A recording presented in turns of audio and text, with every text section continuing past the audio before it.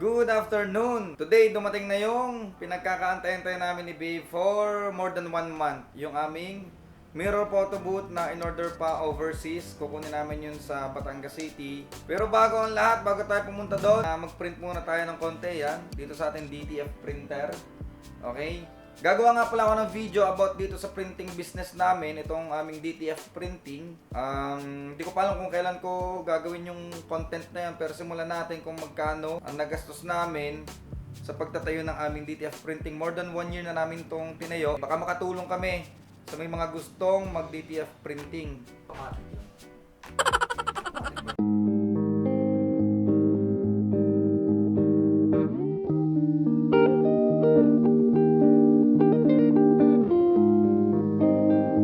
Malapit na tayo sa ating pagkukuhanan ng ating mirror photo booth. Pero bagong lahat, dumaan muna kami dito sa naming kliyente ng 5 peso car wash. Kung gusto niyo yung 5 peso car wash business, message lang kami kasi nagmamanufacture kami.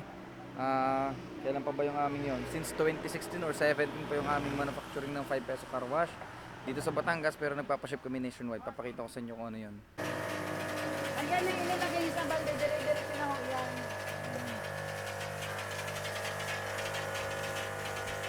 Sarado yung kinuha niya po niya. Ano ba ang phone niya yan? Phone na yung lumalabas. Yan, tapos na ho yan. A few moments later. Hawakan mo dyan. Ano mo tawag?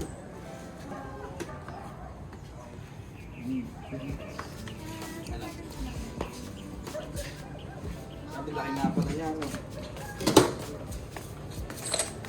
Yun ba yung size? Nakapangan o? Oo. A few moments later.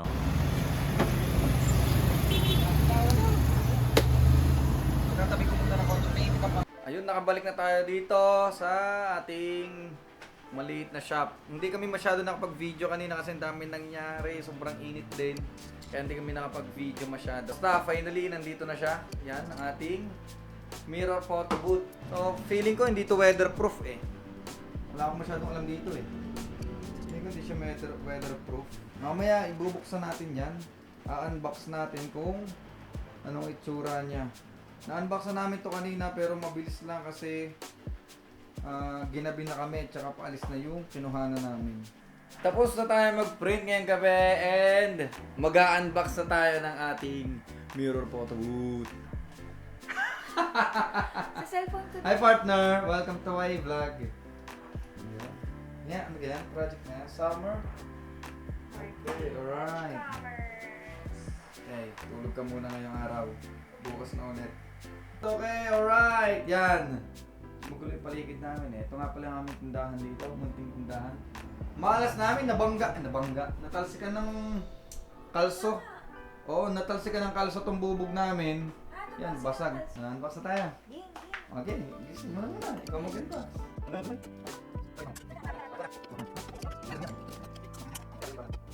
Natin. Dito. Happy! Hey!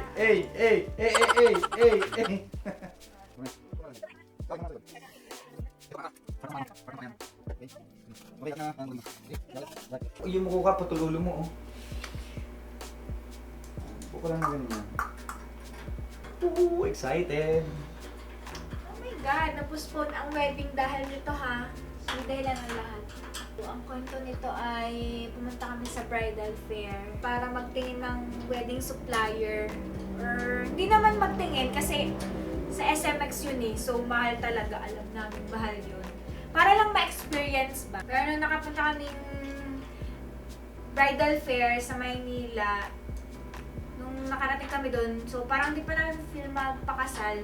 Tapos nakita namin to, yung digital mirror photo booth. So pagka-uwi, bumili na agad.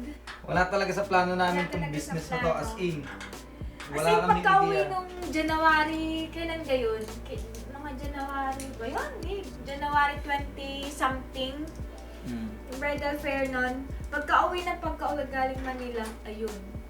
Naghanap na ng supplier ng digital photo booth na to. So, Pagka kita namin sa kanya sa Maynila, dun sa bridal fair, nag-search agad kami kung saan nakakabili nito. Ang hirap maghanap. So, medyo mataas yung price niya. Hindi namin alam kung magkano yung presyo niya.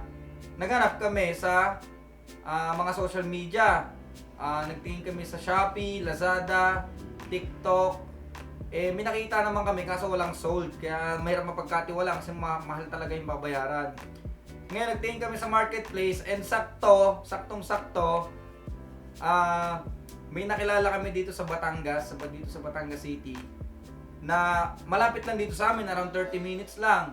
Minessage namin siya, so hindi namin siya kilala. Pagtingin ko, may mutual friends kami nung college at mga ilang taga dito sa amin. Minessage agad namin siya. Nagkausap kami ng gabing yon, and gabi na yon, nag-down payment na din kami. Ganun kabilis ang pangyayari. Umaga, nakita namin yung business sa bridal fair. Gabi, umorder na kami. Nagbayad na kami ng down payment namin. And nag-antay kami. After more than 1 month, nag-antay kami, hindi kami nainip. Na-excite lang kami. Enjoy lang yung process. Enjoy lang, kasi may iba pa naman kami bagay na ginagawa. And yun, nag-message siya kahapon na dumating na nga daw dito sa Batangas. Diretso pick up na namin ngayon. Ngayon, assemble na natin. Yun lang yung kwento namin. Hindi kami mayaman ha. Risk taker lang kami, as in risk taker. Wala kaming ideya sa business na to. Nakita namin yung opportunity, yung potential ng business. Go agad kami kasi dati nag-iisip kami ng ano bang business yung pwede naming i-offer sa mga tao. Wala naman kaming talent, hindi naman kami talented. Ito yung binigay ni Lord sa amin, out of nowhere. Kaya Meron pa yung printing, wala rin tayong talent doon. hindi, ito, naghahanap ulit pa tayo, di ba? Pag gusto nyo nga pala magka-business, sa printing, t-shirt printing, pwede namin kayo tulungan, meron kaming fulfillment. Nagpo-fulfill kami ng t-shirt, kami ang print on demand. Pag may umorder sa inyo, ipiprint namin yung order nyo, ipapadala namin sa inyo. Okay? O sa customers nyo, nationwide. Pwede COD. Okay? Pwede COD. Basta message lang kayo o comment lang kayo dito sa aming YouTube channel. Yan. Gravity. So yan. Okay. Kinakabahan kami kasi di namin alam kung tama yung yung pagkakabit namin kasi wala namang kasama manual. O nalingat lang namin kung nasan yung manual. Ngayon bubuhayin natin yan. Game. Eto na yung ating LED, puting-puti. Grabe yan. Lagyan natin dito.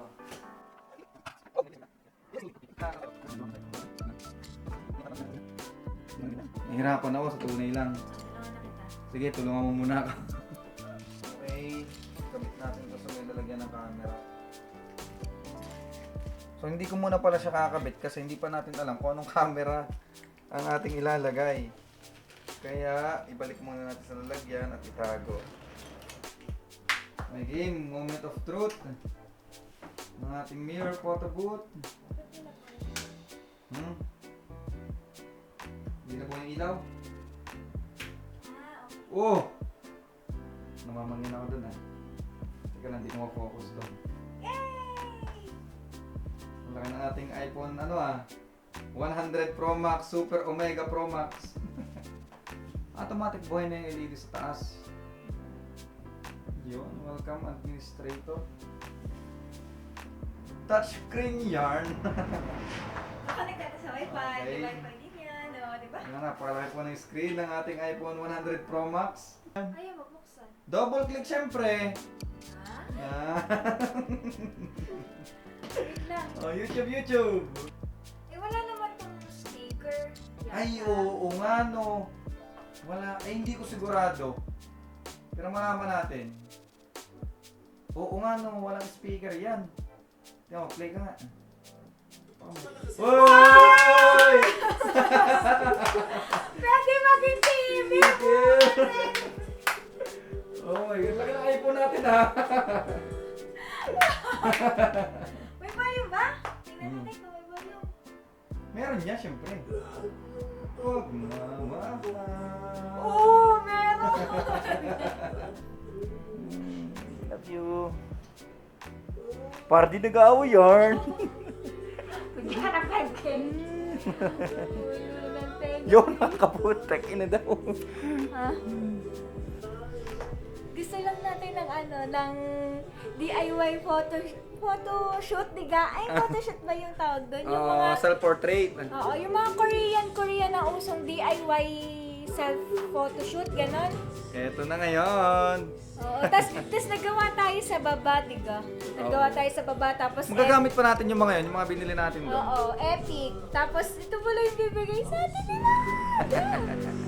Itong gamit nating camera na to, ito subukan natin ikabit dito sa ating photo booth. Sana gumana. And iPhone muna ang ating main camera sa ngayon. Okay, peace! Bali na connect na natin tong camera natin, tong Sony ZV-E10 dito sa ating photo booth. Ngayon, napagana natin siya. Okay. Subukan natin dito sa trial. Yan. Bali kakalikutin ko pa yung settings niya kasi hindi ko pa masyado alam kung kasi wala talaga akong alam for sure. So subukan natin yung trial at least nalaman natin na pwede pa na tong camera na to. So madidelay yung paggastos natin ng malaki. Ngayon, ang goal natin ay maaral yung application kung paano siya talaga gumagana at saka yung magandang settings para sa ating photo booth. Subukan natin mag-launch ng event. Yan. Okay, tutok ko yung camera. Okay, print. May template pa to Ako, nakabaliktad. Ayan, nalilito ako. Nalilito ako sa orientation. Yan. Get ready. So ito, landscape to Okay.